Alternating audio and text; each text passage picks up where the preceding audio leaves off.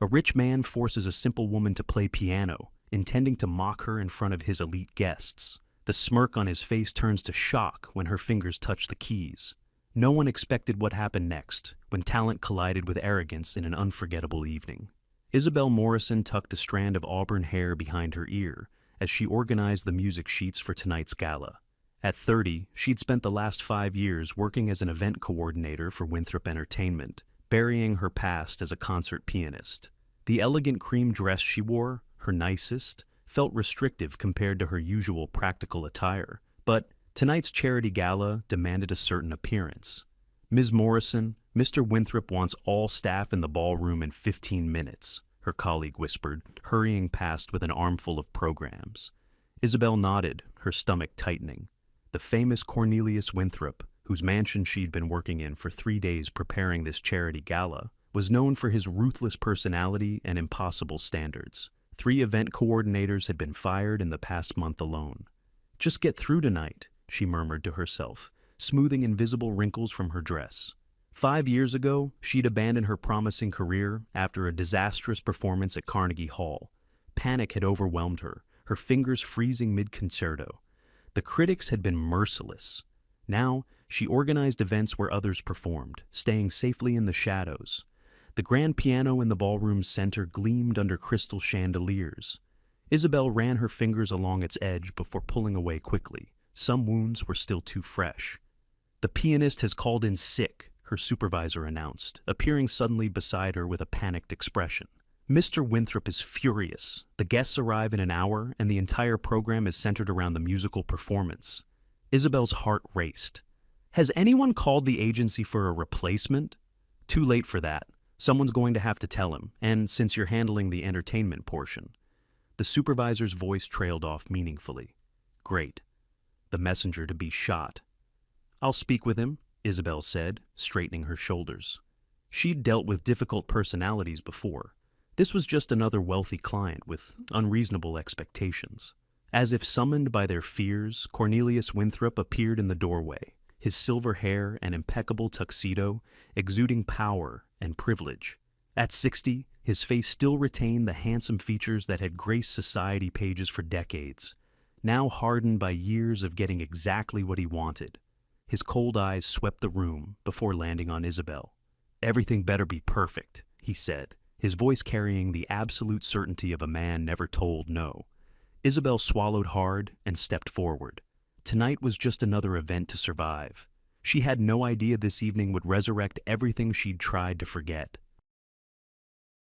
The Winthrop Mansion was the crown jewel of Westchester County. Marble columns stretched toward ornate ceilings, and priceless artwork adorned walls that had hosted presidents and royalty. In the grand ballroom, where Isabel now stood, 3 crystal chandeliers cast a golden glow over the polished floor and the centerpiece. A magnificent Steinway concert, grand piano worth more than Isabel's annual salary. Guests began arriving at precisely 7 o'clock. Women in designer gowns adorned with diamonds floated through the room, while men in tailored tuxedos discussed stock portfolios and vacation homes. Isabel moved efficiently between them, invisible in her role as staff despite her elegant dress. She monitored the waitstaff, checked the lighting levels, and ensured the champagne flowed freely. Everything must be perfect, Cornelius had instructed earlier, his steely gaze boring into her. The annual charity gala was his showcase, less about raising money for underprivileged children, and more about cementing his status among New York's elite. "This event reflects directly on me." Isabel checked her watch for the 5th time in as many minutes. The evening's entertainment should have begun 15 minutes ago. The string quartet had played their intended opening set, and now an uncomfortable lull had settled over the gathering. She glanced at the empty piano bench and felt a familiar ache in her fingers, quickly suppressed. "Is there a problem, Ms. Morrison?" The cold voice of Cornelius Winthrop cut through her thoughts. He had appeared beside her silently, a flute of champagne held loosely in manicured fingers. "The pianist, sir. He's ill and won't be coming." She delivered the news with professional calm, bracing for the explosion. Cornelius's jaw tightened, the only visible sign of his anger. "Unacceptable. I have 70 of New York's most influential people here expecting a program. This reflects poorly on your organization. We've tried calling replacements, but on such short notice, I don't pay your company to bring me problems, he interrupted, ice in his voice. I pay for solutions.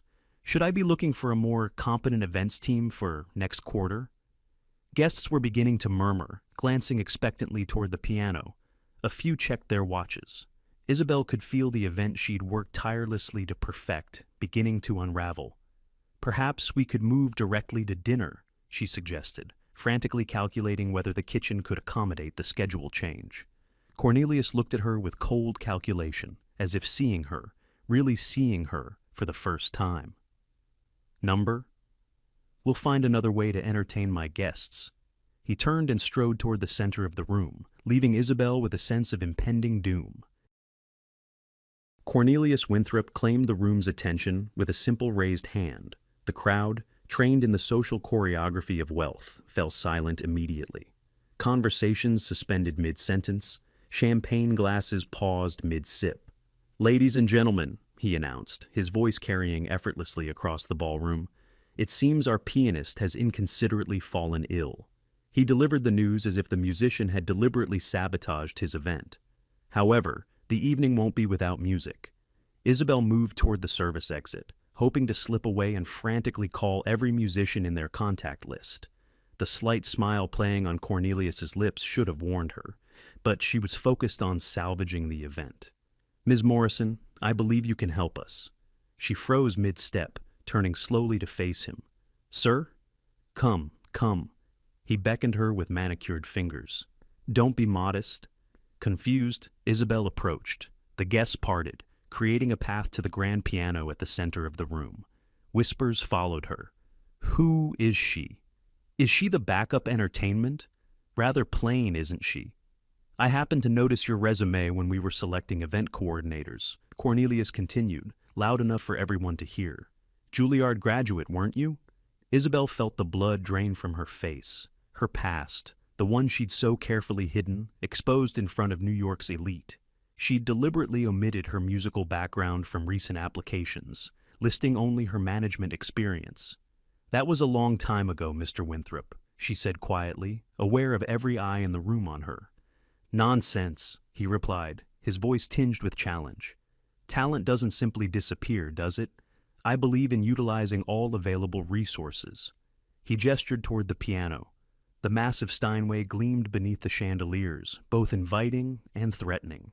Isabel hadn't touched a piano in front of an audience in 5 years, not since that night at Carnegie Hall, when her promising career had imploded in 7 devastating minutes.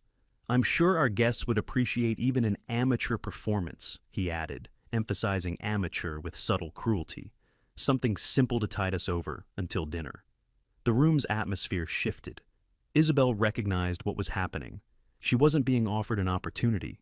She was being served up as entertainment of a different sort. Cornelius Winthrop expected her to fail spectacularly, providing his guests with an amusing story to share at their next social gathering. I couldn't possibly, she began, struggling to maintain her composure. I insist, he replied, the words pleasant but his eyes cold. Unless you'd prefer to find another position tomorrow? Your company values our contract, I'm sure. The threat hung in the air between them, disguised as professional courtesy, but unmistakable in its intent. Well, Ms. Morrison, Cornelius's voice carried a hint of triumph. Surely you can manage a simple piece for our guests. Consider it part of your duties this evening. 70 pairs of eyes fixed on Isabel. Women with perfect blowouts and men with Rolex watches stared. Cocktails paused midway to their lips, anticipating the spectacle Cornelius had orchestrated. A woman in a sapphire gown whispered something behind her hand, causing her companion to smile indulgently. Isabel recognized the trap. If she refused, she'd lose her job.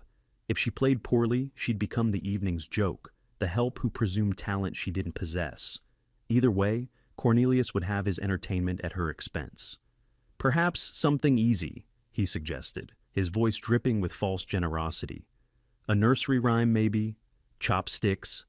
A few titters rippled through the crowd, primarily from those standing closest to their host, eager to align themselves with his power.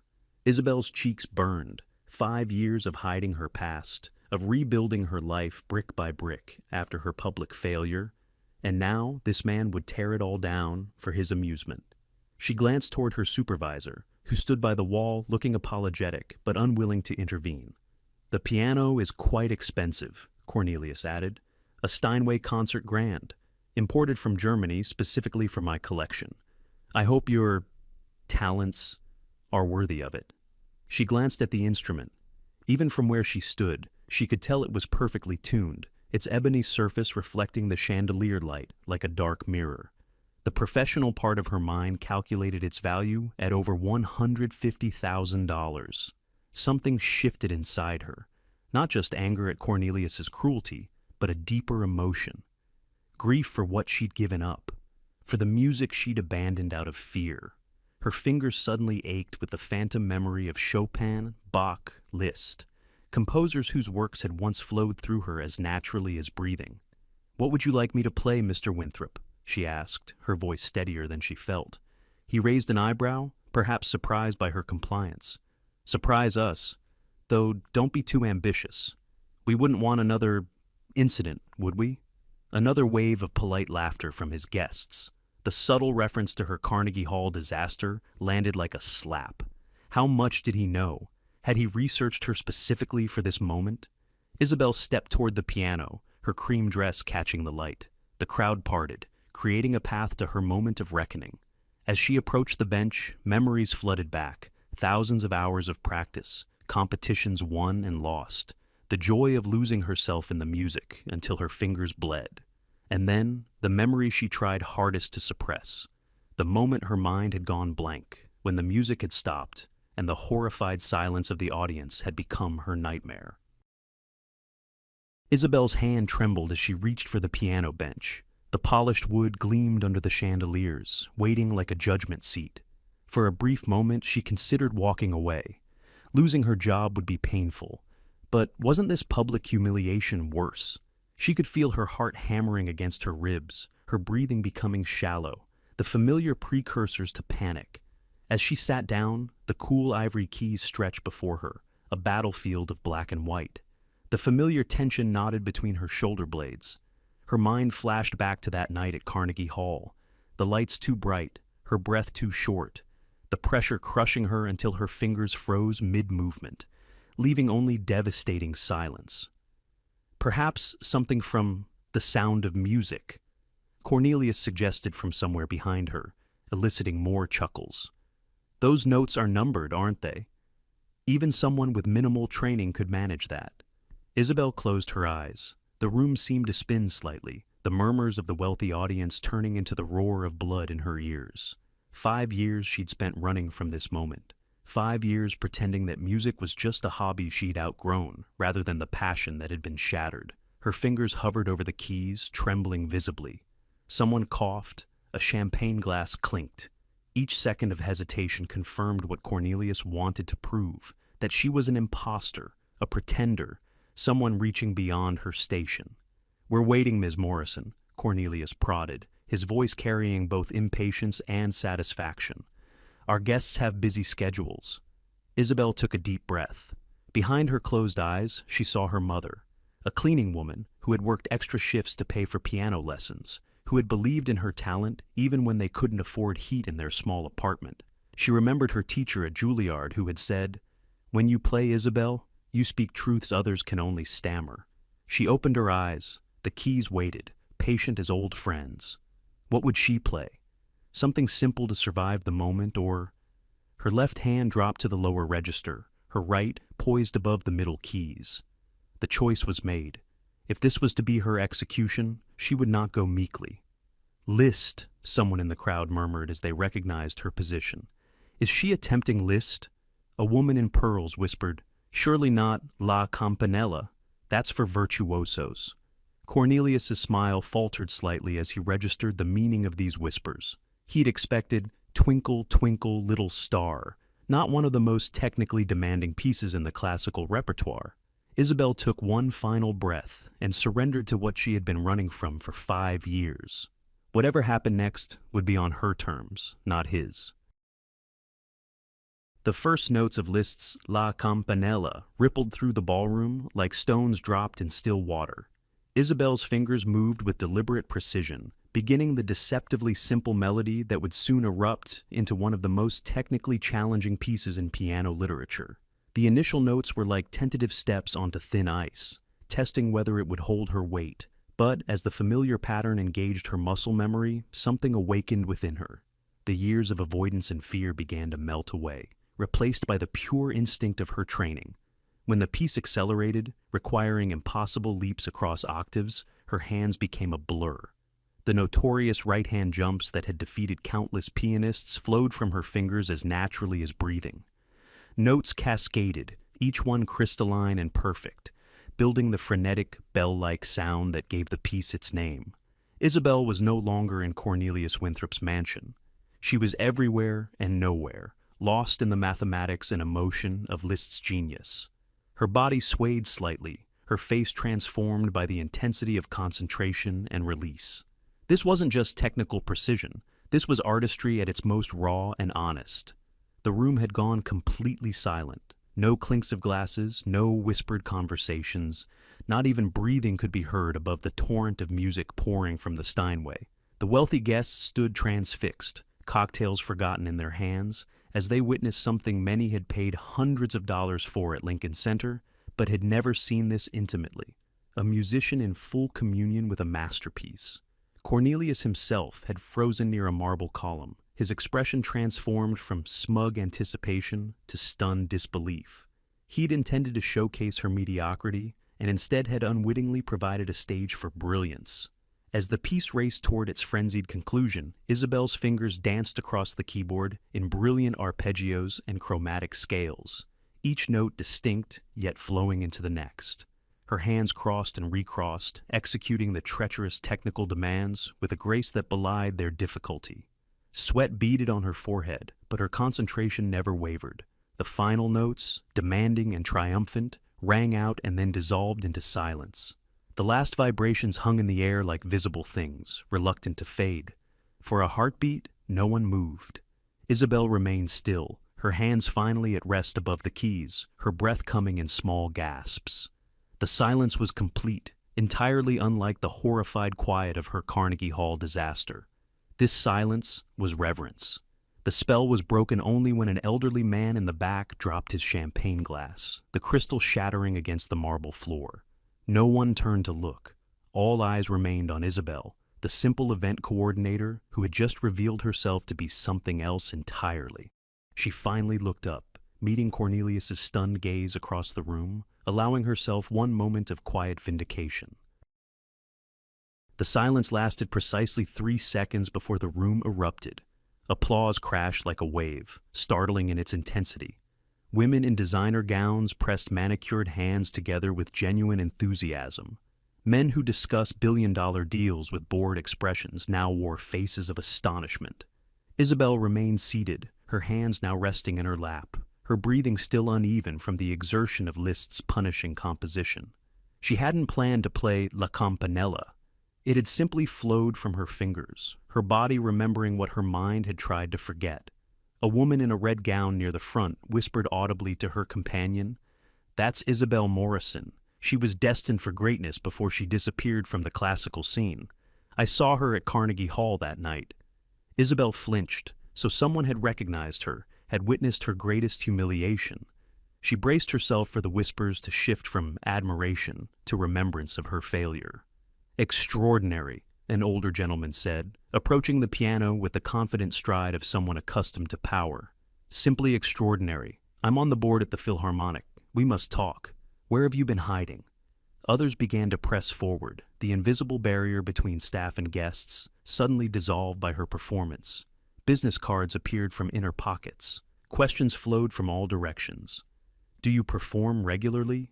Are you teaching currently? Would you consider a private engagement at my daughter's wedding? My foundation sponsors a recital series."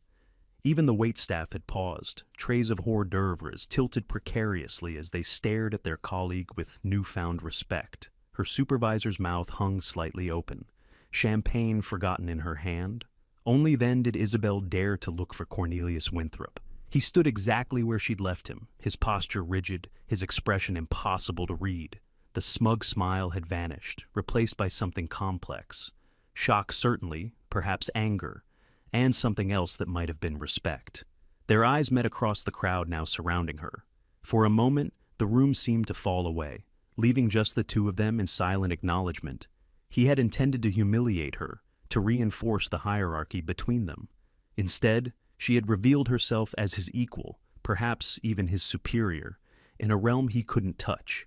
He gave her the slightest nod, almost imperceptible, before turning away. It wasn't an apology, but it was an acknowledgement. From a man like Cornelius Winthrop, that was significant. "Darling, you must play something else," urged a diamond-draped woman, breaking the moment. "Chopin, perhaps? His ballade in G minor?" Isabel turned back to the piano, a smile tugging at her lips. For the first time in 5 years, her fingers itched to create music again. The fear that had paralyzed her for so long seemed to have dissolved in the aftermath of Liszt's notes. "The ballade in G minor it is," Isabel announced, her voice steady now. As she began Chopin's haunting masterpiece, she felt a freedom she'd forgotten existed. Each phrase flowed with emotional authenticity, the technically demanding passages serving the music rather than her ego. From the corner of her eye, she noticed Cornelius standing alone by the French doors, watching her with an intensity that might have unsettled her earlier. Now, lost in Chopin's storytelling, she was untouchable. The narrative of the ballade unfolded beneath her fingers, tender in moments, thunderous in others, always emotionally truthful. When the final chords of the ballade resounded through the ballroom, the audience erupted again, more enthusiastically than before. This wasn't polite applause. This was recognition of exceptional artistry. As she stood to acknowledge their response, a distinguished older woman with perfectly coiffed silver hair approached her. "Ms. Morrison, I'm Eleanor Harbrook of the Westchester Arts Foundation. We've been searching for a new artistic director for our piano competition. After tonight's performance, I believe you're exactly who we need." Before Isabel could respond, others crowded around, offering cards, making proposals. The gravity in the room had shifted. These elite New Yorkers now orbited her. Across the room, Cornelius's assistant director approached him, speaking urgently. Isabel caught fragments. "Viral on social media already. 3 guests streaming the performance. Manhattan Classical Review editor was here." Cornelius nodded curtly before making his way toward Isabel. The crowd parted for him automatically, power recognizing power. "Ms. Morrison," he said, his tone carefully modulated, "it seems I misunderstood your qualifications." No apology, but from a man like Cornelius Winthrop, this was the closest thing to one. "It seems you did," she replied simply. A flash of something, irritation, respect, crossed his face before he regained his composure. "I would like to discuss the possibility of you performing at our autumn gala as well, as the featured artist, naturally." His words were smooth, his recovery swift. Already he was repositioning himself as her patron rather than her tormentor. Isabel considered him, this man who had intended to make her a punchline, and was now trying to claim credit for discovering her. She thought of all the times powerful men had directed her path, professors who insisted on their interpretation, conductors who dismissed her questions, critics who judged her worth based on a single performance. "I'll have my agent contact you," she said, surprising herself with the words. "My schedule fills quickly." She turned back to Eleanor Harbrook, leaving Cornelius momentarily speechless, perhaps for the first time in his privileged life. "About the artistic director position," Isabel said, "I'd love to hear more." 2 months later, Isabel sat in her new office at the Westchester Arts Foundation, reviewing applications for the upcoming Young Pianist competition. A framed news article hung on the wall. Viral sensation. The Cinderella pianist of Winthrop Gala returns to spotlight. The article detailed her unexpected comeback, diplomatically omitting the circumstances that had led to her performance. The night that had begun as her humiliation had transformed into her renaissance. Videos of her performance had spread across social media, accumulating millions of views. Former colleagues from Juilliard had reached out. Her agent, yes, she had an agent now, fielded daily requests for performances and interviews. Her first official concert since that disastrous night at Carnegie Hall was scheduled for next month. The tickets had sold out in under an hour. A knock on her door interrupted her thoughts. "Ms. Morrison, your 4 o'clock is here," her assistant announced, poking her head in. Isabel smiled. "Send her in, please." A girl of about 12 entered, clutching sheet music, her eyes widening at the baby grand piano in the corner of Isabel's office. Unlike the opulent Steinway at Winthrop's mansion, this was a modest instrument, but it produced a warm, inviting tone. "You must be Lucia," Isabel said warmly. "I understand you're interested in our scholarship program." The girl nodded shyly. "Yes, ma'am. My mom cleans houses, but she says music is important. I practice on a keyboard at the community center." Isabel's heart contracted, recognizing her younger self in this child. "Well, let's hear what you can do." As Lucia approached the piano, Isabel noticed her worn shoes and carefully mended dress. The girl's hands, however, moved with natural grace as she began a simple Mozart sonata. Her technique was unpolished, but showed remarkable intuition. "Some people thought I didn't belong at the piano either," Isabel said after Lucia finished. "They were wrong." The girl looked up, hope dawning in her eyes. "We start lessons next week," Isabel decided. "The scholarship is yours." Later, driving home, Isabel passed the Winthrop mansion on the hill, its windows glowing with warm light against the twilight sky. Cornelius had sent flowers after the gala, along with an offer to fund a concert series with her as the centerpiece. She had declined politely. Some bridges weren't meant to be rebuilt. She thought of Lucia's face when the girl realized her dreams weren't impossible after all. That was the true power of music, not in society galas or viral videos, but in its ability to transform lives from the inside out. Isabel had been forced to the piano by a man's cruelty, but she had reclaimed it through her own courage. Some talents can't remain hidden forever, and some lights refuse to be extinguished, no matter how long they've been covered. Her fingers tapped the steering wheel, already composing tomorrow's possibilities. If this story stirred something within you, don't forget to subscribe to our channel for more tales that remind us to never underestimate the power of hidden talents. Where are you watching from today? Let us know in the comments below. Remember, sometimes our greatest strengths emerge when others try to reveal our weaknesses. Perhaps you have a talent waiting to be rediscovered.